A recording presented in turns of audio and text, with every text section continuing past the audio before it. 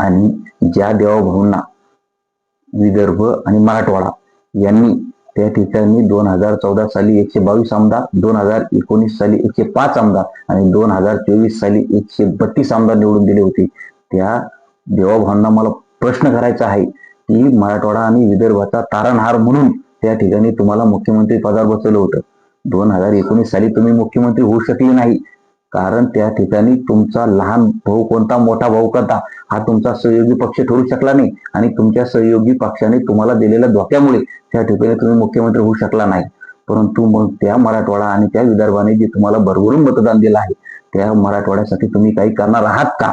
32,000 कोटीचं जे पॅकेज तुम्ही जाहीर केले ते 32,000 कोटी त्या शेतकऱ्याला दिसणार आहेत का? आणि खरंच त्या शेतकऱ्याची परिस्थिती बदलणार आहेत का?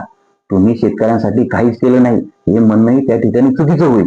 कारण शेतकऱ्यांसाठी सोलार पॅनल असेल, सोलारच्या 5च्या 7च्या ज्या काही मोटरी असतील किंवा शेतकरी असतील किंवा शेतकऱ्यांना त्या ठिकाणी 6,000 रुपये जे काही वार्षिक जी काही तुम्ही जे काही शेतकरी सन्मान निधी, कृषी मंत्री शेतकरी सन्मान योजना जी सुरू केली आहे, ह्या सगळ्या गोष्टी वाखाणण्याजोग्या